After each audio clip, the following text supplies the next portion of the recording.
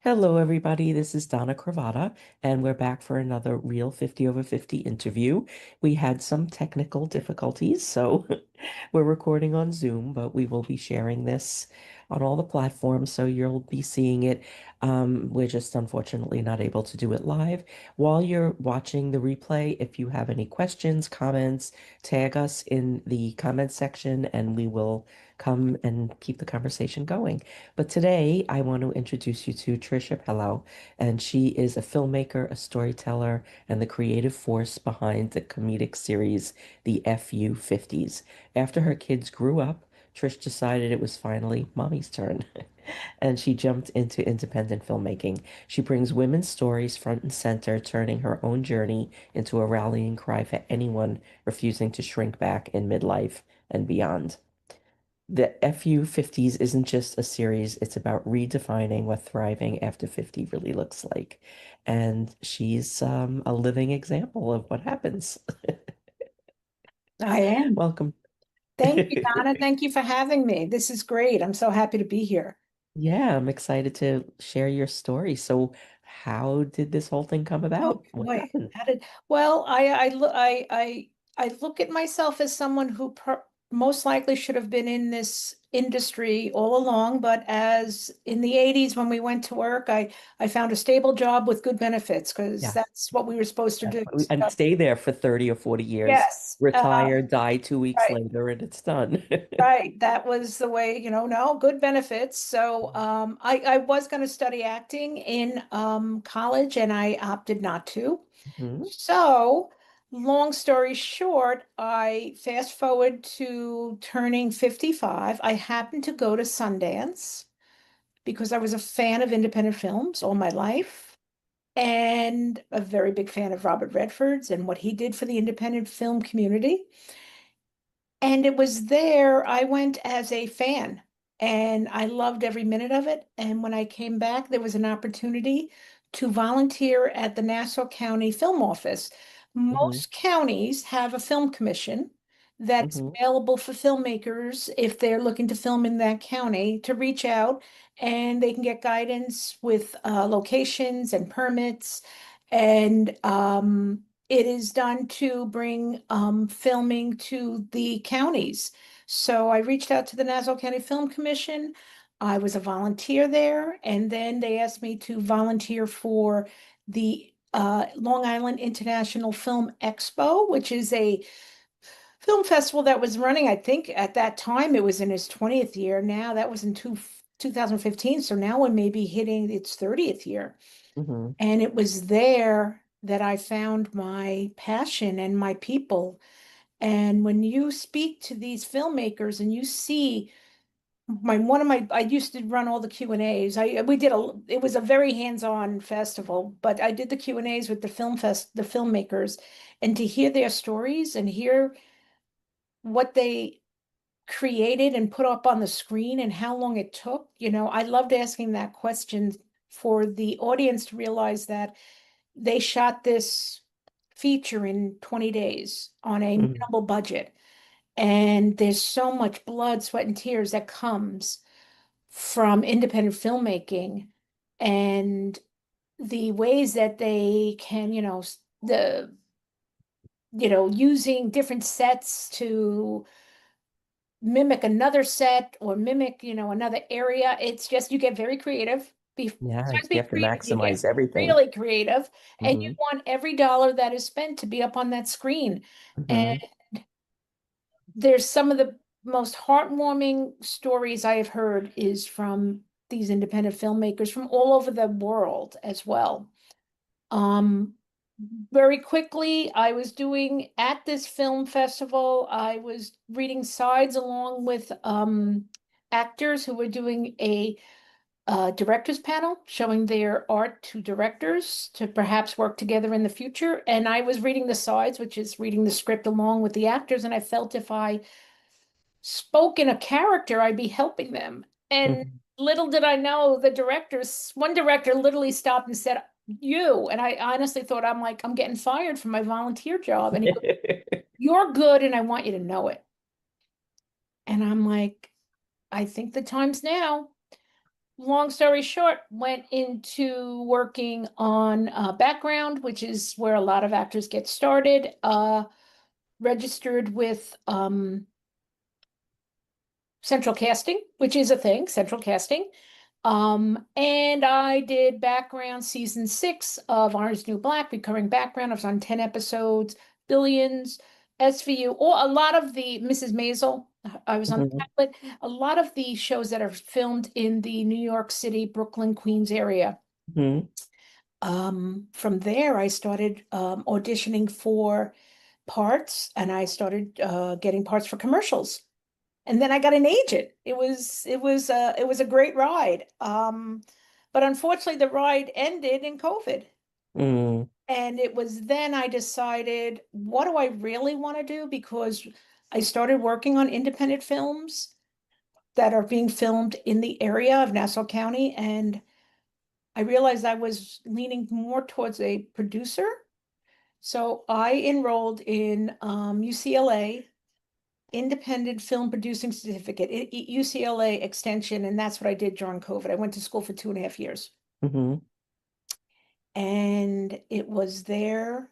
Then I decided to tell a story that I have told in many different ways. I coined a phrase back in my 50s. I'm 64 now, and it was the EffYou 50s. It was finding your voice after you're 50. Menopause did have something to do with it. I did speak to my nurse practitioner and said, I don't know, I feel like I have these like, I'm saying no to stuff. I'm not people please. What's going on? She goes, well, your estrogen is decreasing and your testosterone is becoming more prominent. And I said, this is what it feels like to be a guy. This is great.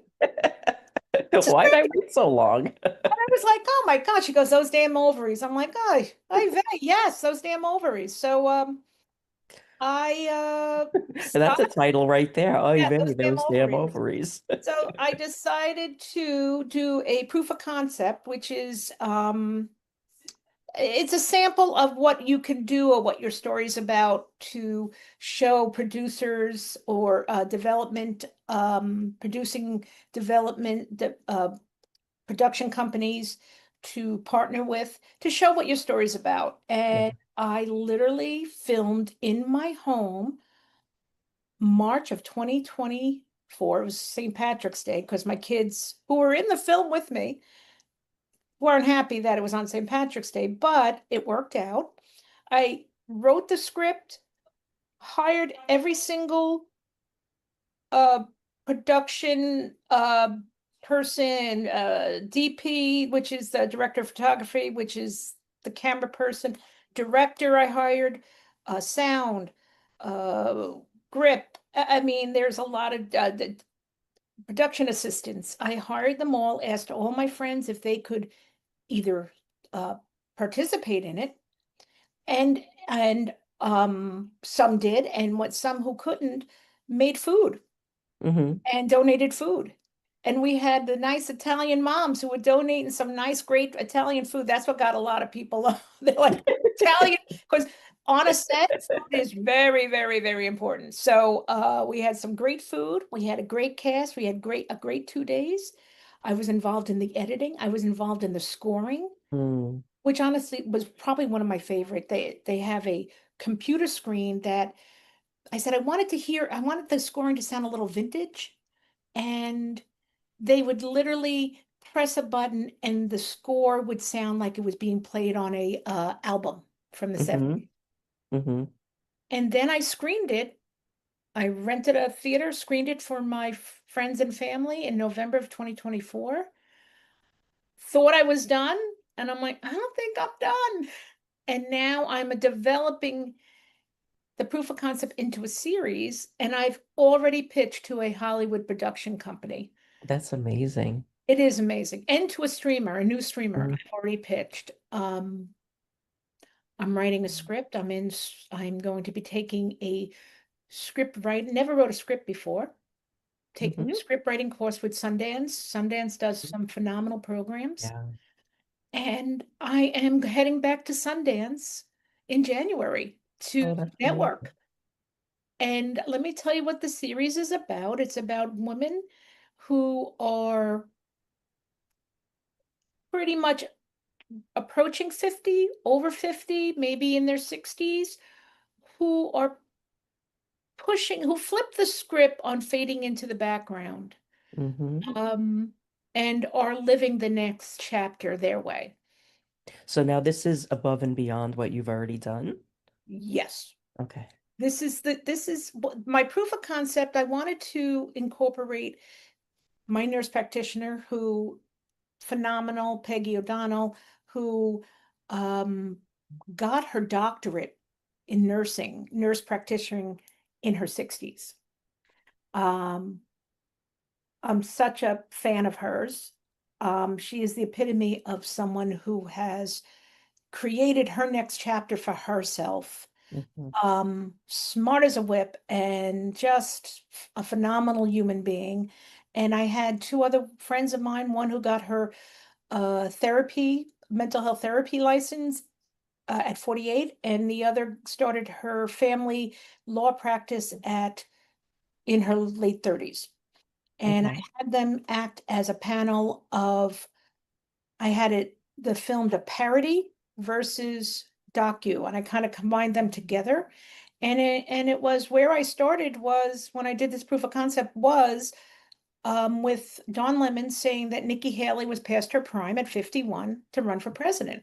And Don Lemon has since regretted that, apologized. I think it was a faux pas on air faux pas, but Yeah, and at the time we probably had two male candidates that were one in was their in his 80s. 80s and one was late 70s. And that's where I started. And I used the parody of, wow, it's on the news. I must be past my prime if they're saying it on the news. Yeah.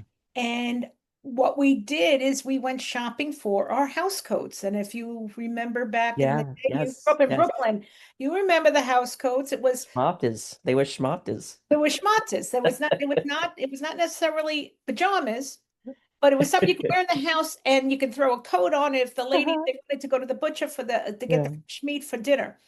And um we went shopping for our house coats. And what we did in the proof of concept is we bedazzled our house coats and celebrated those women who came before us. Oh, I love that.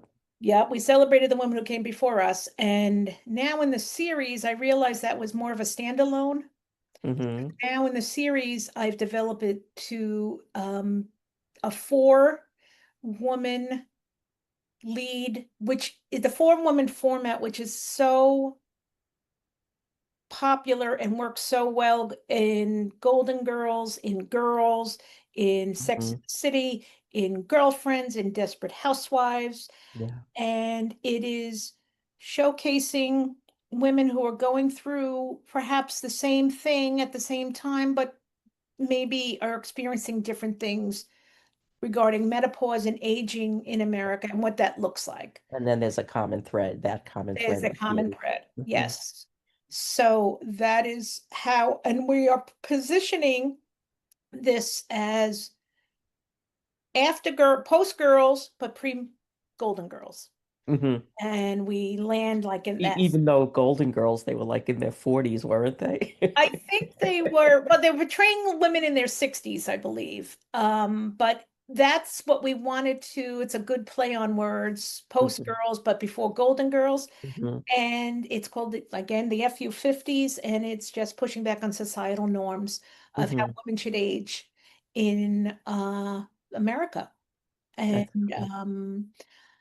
I not only love writing and creating, but I also have an Instagram that I started that I highlight, and I love to highlight you as well, Donna, women who have chosen a next chapter after the kids are flown and grown, and what that next chapter looks like. And there is a lot of women who, what we're seeing on our screens, especially now, we are seeing Jamie Lee Curtis, Kathy Bates, 70 something years old, nominated Amazing. for the Emmy, Amazing. knocking it out of the park. The It Girls of Hollywood are in Yeah. their 50s, 60s, and 70s. Yeah. Yeah. Jean Smart, Angela Bassett, Demi Moore, Nicole Kidman. These are the women that we're seeing on our screens. Yeah. Meryl Streep. Meryl Streep, phenomenal, phenomenal actresses who are playing parts of women who are not necessarily just wearing their house coat. They are Yeah, doing and they're not overly glamorous either. But even in Hacks, like Jean Smart is glamorous when she's on stage, and when she's yep, not on stage, she's showing who she really is. 100%. Yeah, and I think it's all so important. I mean, that's why I started this whole thing, is I got pissed off at Forbes and Mika Brzezinski for the 50 over 50 and the 30 over 50 over 30 conference that they have in Abu Dhabi. And then what I learned was that to qualify for the Forbes 50 over 50, if you're a small business or a founder, you have to have a minimum of $10 million in revenue. So I was like, well, what about the rest of us? And that's why I highlight the rest of us, Yeah. because I do see some of these podcasters who are highlighting, and it's like so and so from Harvard, Mhm. he'll be on my show, or so and so from Yale. I'm like, you know what? You don't have to be an Ivy League educated No. person to be important, to have an important message to share. And I started this because I got so angry at that. And then I started to do keyword research, and everything was about your hair and your makeup and your body falling apart. And then I bought the domain, the real 50 over 50 for $1. And I yeah, was like, I've had to like negotiate at the very least for that, if not fight someone for it, you know? And and then I started to think about all the women that I know who are over 50, and I made a list in 15 minutes. right. And then I started to reach out to them, and within 2 weeks I had 40 interviews booked. I love it. I love it. There's a swell, a movement, something going on. We didn't have a meeting and say, Donna, you do this, Trish, you make a No, series, no. It's Kathy very Bates, you do a organic. series on TV. It just is happening organically. Now, you know what it is? Remember the movie Network? Yes. I'm mad as hell and I'm not going to take it anymore. Yep. There is a swell, a movement, an undertone that is happening. Maybe it's the rising of the divine feminine, as people have said in the spirituality arena. But there's something going on because my sister was just highlighted on my Instagram. She became a Reiki master and a sound healer. Yeah.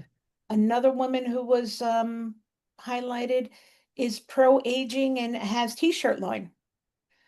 Two other groups of women were highlighted. They are podcasters. And these are regular gals who decided, I'm going to create a next chapter, raise the kids. Mm, It's my turn, mommy's yeah. turn. And it's okay to have mommy's turn. That's, I think, what maybe we had a struggle with. What are we allowed to have our turn? Well, I think, we were raised in a different time. Yep, And, like when you were saying before, I can't remember if we were recording or not when you said this, but that you went and you got the job with the good benefits and the security. And, yep, and those jobs where you could be a nurse, you could be a secretary, you can be, I don't know, like there was, a teacher. I mean, but there right. wasn't much more than that, you know? It was my mother, God bless her, she had seven children, five daughters. Hmm. And she was before her time. And she said, I want my daughters to be able to, she wanted us all to go to college back in the 70s with seven kids. That wasn't easy. She pushed us all to go to college. And she also said, I want my daughters to be salespeople so that they can always rely on themselves. Hmm. And this is an ode to my mom and women like her who was, she grew up in the 30s and 40s. That wasn't the case then. No, And they were raised to get a husband. they were raised to be moms and husband. And she did that. And she was before her time. She saw that it was a need for women to be independent. Hmm. I mean, we look at, I laugh, and I have said this on my Instagram, is that women couldn't get a credit card without a man co-signing until like 1973. Yeah, I wrote an article about that because I remember my mom getting her first Corvette's credit card. And- Corvettes, yeah. Yeah, and taking a car service. It was right before Christmas, and she took a car service like to Corvette's and bought us Christmas gifts there. And that was her big thing because like she probably couldn't have bought us Christmas gifts if she didn't have that charge. Right.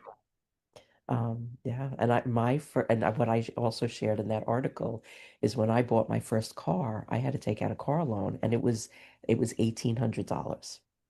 And I had to go to get on the subway with my mom, go to my uncle's office in the city, who I never saw my uncle, I had no relationship with him, and ask him to co-sign the loan because I Wow. needed a man to co-sign the loan.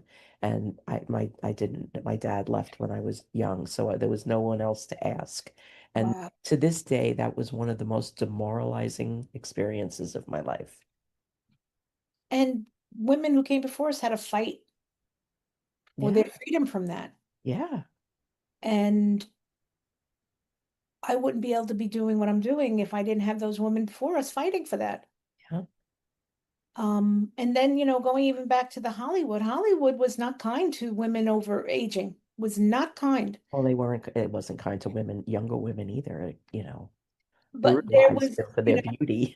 right. And that Hollywood is changing. Women producing is changing. Women directors, women writing Yeah, stories. And we are seeing the results of that in so many of these women, phenomenal, like we mentioned, the Kathy Bates, the Jean yeah, Smarts, writing series that is woman friendly, but also Hacks is a series that appeals to many, not yeah. just a certain age group. No, well, that's an intergenerational thing right Right. there.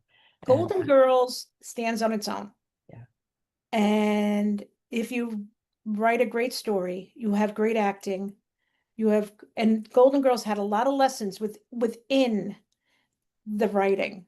And that's what I'm trying to do is just incorporate some of the lessons in the writing. hmm Some of the themes that we will be like in the pilot, we are touching on parenting your parents, which a hmm lot of us women going through right now, parenting your parents, empty nesting, becoming a grandparent, um, different ways to family.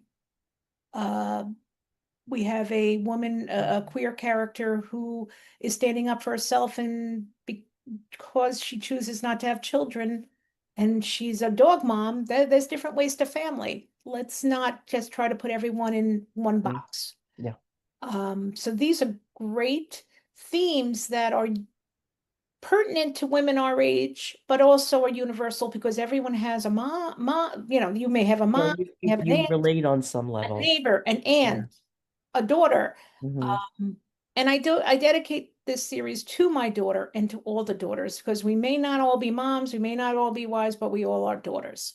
Yeah, So I found that commonality of, yep, we're all daughters. So I'm having a great time. I'm loving it. And this industry is not easy, hmm but I'm also, I don't think I could be doing what I'm doing now 15 years ago. There is something in me that is, what's the word I want to look for? Is God, it will come to me. I'm having what this is menopause brain when we forget we forget the word. Fearless, let's say, fearless. There's a fearlessness to me that because perhaps I'm 64 years old, I and started this at 55, I'm like, you don't like it? Don't look. You don't understand Yeah, it. I'm not looking for you to understand it. I'm doing it for me, yeah. and I hope everyone else enjoys it as well. And there is a fearlessness that comes with age, and I enjoy it so much. I agree with you. I called it the I don't give a shit button gets activated. I call it the FU 50s. But we call it, It's the but same thing. It's it's the the same thing. same Something thing. I And don't really, I don't, I'm not a like with marketing. I've been doing marketing for a long time, and like a lot of people focus their marketing around demographics. I never did that. So the fact that I started something called the Real 50 over 50 just makes me chuckle all the time because it's so out of character for what I do. But there's something profoundly happens to you when you're a woman and you move into this third act. And it's not, it could be 50, it could be 60, it could be 48, whatever the number is, but something profoundly, it just profound happens to you. it does. And I've heard many women saying it as well, repeating the same thing of this inner strength, this fearlessness. You don't like me? Oh well. It's like And we don't I, care. I We don't I'd care anymore. be curious to hear what you think about this. You're the 131st interview that I've done in this series, and one of the recurring themes is that we remember. Like we have the space because the kids go off or the parents die or Mhm. whatever, something happens, but there's more room for you to Yes, think like, what do I actually want? And when you do that, you start to remember all the things that you put down for one reason or another, you let pass by you, or you gave away to somebody else, or you stepped aside to make the room for somebody else. And then when you 100%. start to gather those things back together, I think that's what happens in this age is you pull together all those parts of yourself that you put aside for one reason or another. And you realize, like, I'm not reinventing myself. I'm not starting over. I'm just remembering who I was.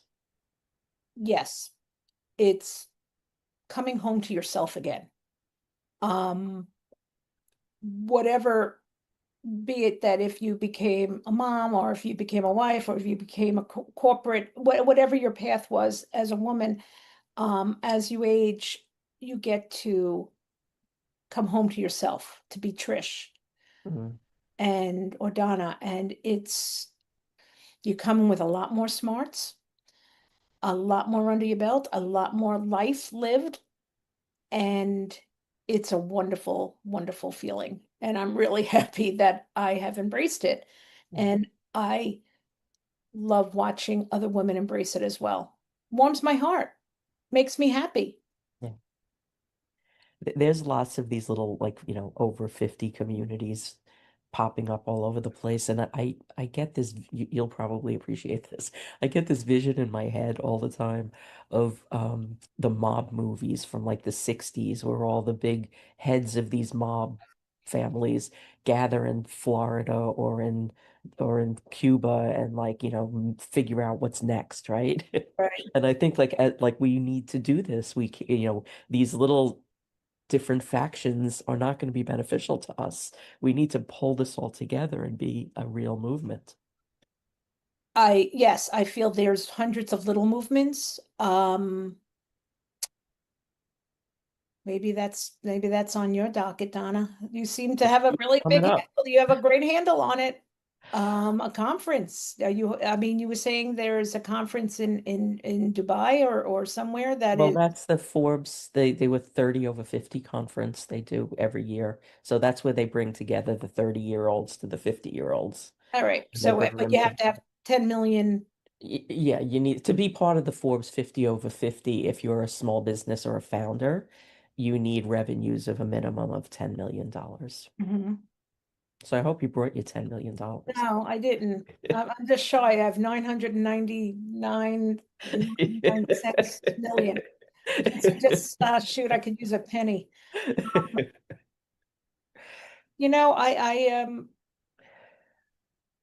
I like celebrating the everyday gal. Me too. I mean, I don't mean to not celebrate those who have made the Forbes Yeah, 50 no, to 50. We a celebrate that, hundred but we percent. also celebrate the everyday gal who is, like I think I said, my sister is a Reiki master, the podcasters.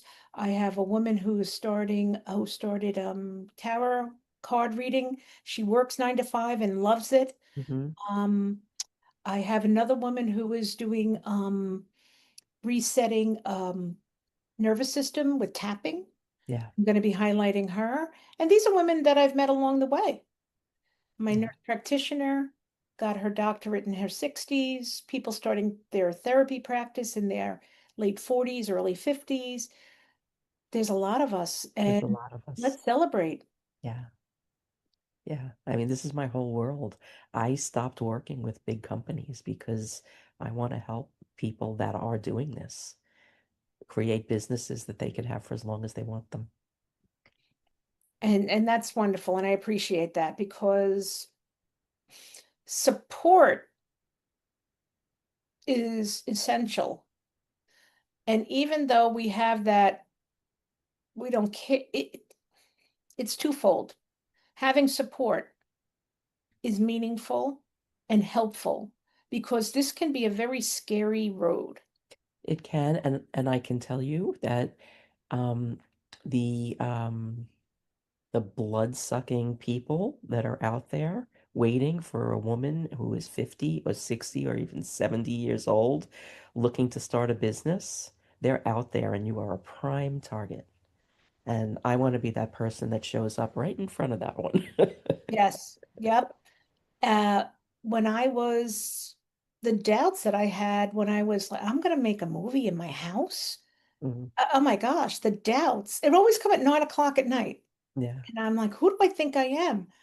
Hmm. Here's the thing. Why was I asking myself, who do I think I am? Yeah. That was Old, old voices old in my head. story, somebody else's story, actually, not yours. You're supposed to Yeah. be, You should. retiring, winding down. You're not supposed to be winding up. Mm. And this was old narratives that I had to really push aside and just say, nope, I gotta go. I have to do this. And to find people around you that like believe in what you're doing, you probably had to dig. I, you, I think that my family, they're wonderful. They're supportive. The kids were in the film. They played my kids in the film. They were wonderful. My husband is wonderful. But I do think that they first thought of it, oh, look, mommy has a new hobby. A hobby, yeah. Isn't that cute? Mm, This was more than a hobby. And they definitely see it now as more of a hobby. When I got in a room with the, which is what they call it in the biz, get in the room with a streamer, a new streamer, and I pitched them, that was everything. mm, That was everything to me. And I wasn't scared. And I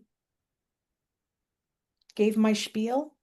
They didn't buy, but it was okay.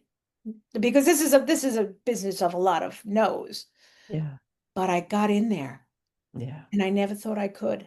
No, but if you did it once, you could do it again. It's this is what happens also as you're moving forward. You're like, okay, I think I'm done. I made a film and I screened it. Then I'm like, no, I'm really not done. Mm, And now I'm writing a script. yeah.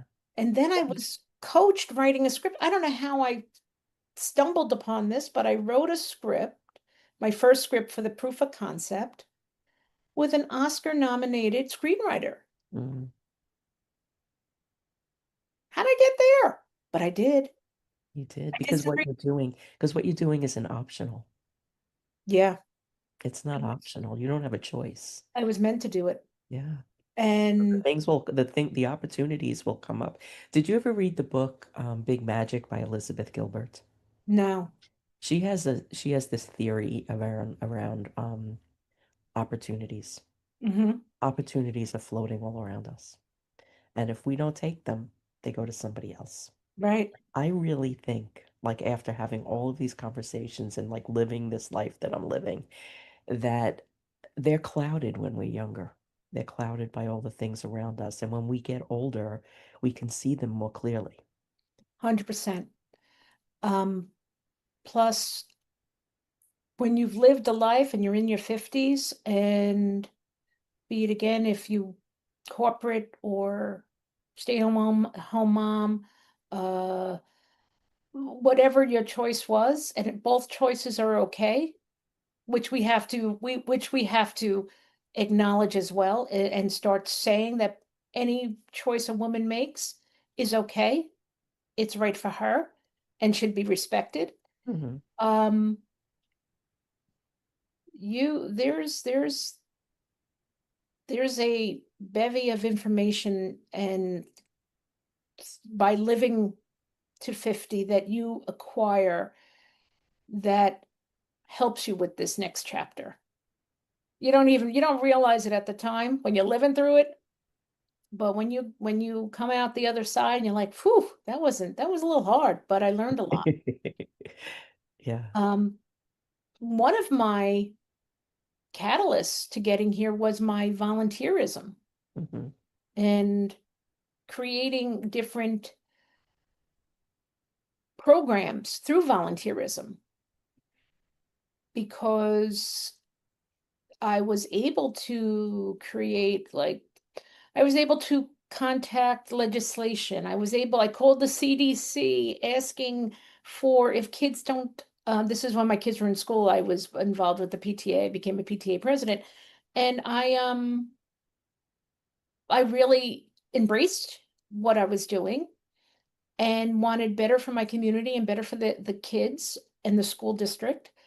I'd call the CDC up and say, what's the best if kids can't wash their hands before they eat lunch? There's like a hand sanitizer, alcohol-based hand sanitizer. Then I called up Gojo Industries and talked to them about their product Purell, and we had hand sanitizers put in the school. And little did we know we'd be dealing with this. Was in Yeah. 2006, 2007. It was all pre-COVID. It was all pre-COVID. Hmm. And but I didn't have a problem making those calls because it was for the benefit of the kids Yeah. and the district and the community.